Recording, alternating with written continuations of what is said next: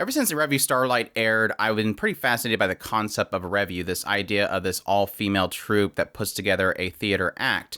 And now that we hit this season have Opera Girl or Kageki Shojo that is airing in the summer 2021 anime season, I'm very fascinated by what this series can end up doing with this concept, or maybe get more into the actual nitty-gritties of this concept itself. But after watching the first 2 episodes of the series, this is my take on this series, so let's jump right into it. Opera Girl opens up talking about the Koka Revue, which is this particular revue that opened up in the Taisho era. And then it talks about the fact that years later, they opened up a school to train females for their performance at the Koka Revue. And from here, we kind of follow a bunch of different girls who are all trying out to be a part of this particular school.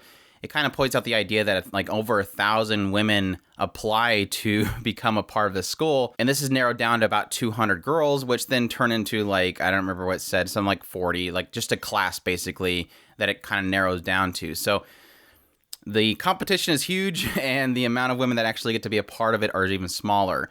But even so, even further than this, there's only essentially a troupe for each season. So each role can only have maybe 4 girls applied to it.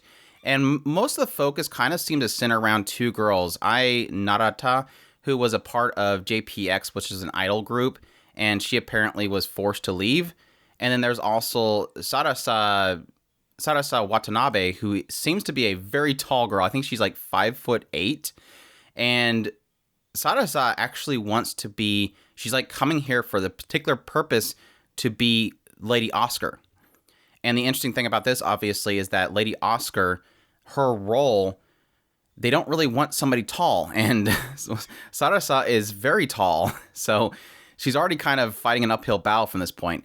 What seems interesting about this particular year of these revue girls is that it seems like there's a little bit of a push in the leadership to do something interesting. And so even though normally Sarasa would not be even allowed, they even point out this other girl who is very normal looking. It seems like they're taking chances this particular year. So thankfully for Sarasa, it seems like they're willing to kind of push to have different ideas within this particular year. But even still, it seems like she still has an uphill battle. These girls still have an uphill battle in the idea that, yeah, they're allowing them to come in, but are they going to get these roles, these very limited roles in the revue itself? A lot of the focus in the first episode actually is centered around Narata. And Narata seems to be very disenchanted. She's obviously, like I said, she was a part of this idol group. She was very gloomy. She seems to have a very big phobia of men. So it kind of opens up with a fan trying to kind of say hi to her, and she just panics and runs away. And then she ends up running into her uncle, who she only seems to be comfortable around.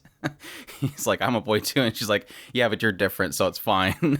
And then she, of course, is accepted into the school, and she's very distant to the other girls. There's a lot of people that obviously recognize who she is, but she's very, very cold to people. She's like, I don't have any roles that I want to join. There's nothing I'm actually gunning for.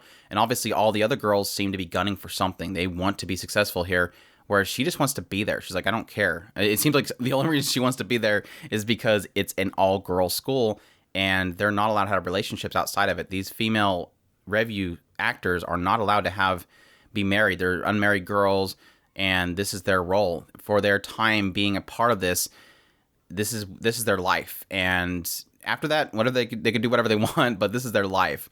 They even have one of the girls is actually the daughter of somebody who used to be a part of the revue. So a lot of characters, a lot of different personalities, but it seems like besides Sarasa and it seems like everybody is kind of cutthroat. Everybody is seeking a role, and they will take down anybody that gets in their way. As it gets in the second episode, it kind of focuses a little bit more on Watanabe and how she aspires to be a part of this role. Like, she's looking forward to this.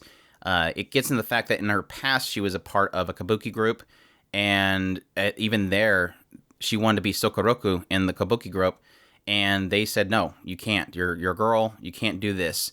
And so she's been told that she can't do things a lot. So as she comes in here and she's being told that she can't be Oscar, this is obviously something she's like, no, this is not going to happen. I want to have this role. This is what I'm going for. So you do have definitely, with the main 2 characters, you do obviously have a counterbalance. You have a very genki, energetic Sarasa, and then you have a very gloomy and pessimistic Narata. So I guess that's where I get my first issue with this series is I really don't like Narita. She is so obnoxious. I really don't like her character. And it's obviously, it seems to be for a purpose. Like, she is supposed to be the cold girl that Sarasa is obviously going to pull out of her darkness. And I'm just already going, please do it quickly because I cannot stand this girl.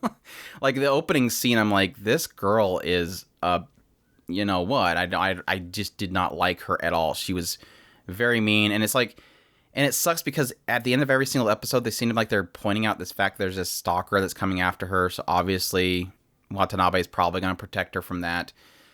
It just seems like it's really playing off these very safe and typical cards. So I hope it doesn't rely too much on those very typical cards and just get to the point. And I think the point that I'm really looking forward to the most with this series, and it seems like it's given that to me so far, is that real solid insight into the review world and the concept of these girls building up, the roles that they fit into. And obviously, it's already painting this picture of breaking molds, breaking out of the norms. As we kind of have these girls with the first years, each one of them is assigned a second year to essentially have to guide them through their roles. And these second years obviously want them to fail. They even said the idea that, you know, wish for a really good girl to take care of you because they can choose to either make your life a living heck or make your life great because they essentially set the mood for you and they're going to be the ones guiding you. And obviously the one that's set to guide Watanabe, Sarasa, is just trying to break her already. And obviously Watanabe kind of, through her spirit, you know, kind of changes her. And that's obviously, again, what's going to happen going forward. But she was already set to have this person try to ruin her. So yeah, like I said, very cutthroat, and obviously because there's very limited numbers of seats in the actual review itself. So yeah, it's technically already kind of painting some really solid storytelling here. I'm really looking forward to it. I do like Sarasa Watanabe. I think she's just very, very quirky, very, very out of place, and that definitely is adding to her character.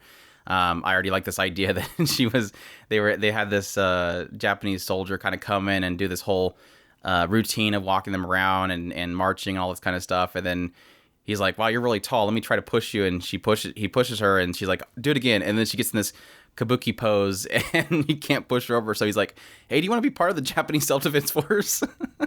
Started to recruit her out of there. But yeah, it's got great personality. It's got some great insights in the review world. I'm looking forward to both of those aspects. Again, not looking for Narita. I hope that they kind of correct her quickly. But so far, some really solid character moments, some good introductions, and just all around a solid series so far. I just hope it does something really solid going forward. I'm not a huge fan of the art style, but I'm getting used to it at this point. It doesn't bother me as much as I thought it would when I first seen the previews for it. But that's my thoughts on Opera Girl. Definitely leave a like down below if you like this video. Comment, let me know what you thought of the series, and if you're going to check it out. Subscribe if you haven't already, share this video if you can, and stick around as we go through all the rest of the series in this current season and get my first impressions on them. And y'all take care.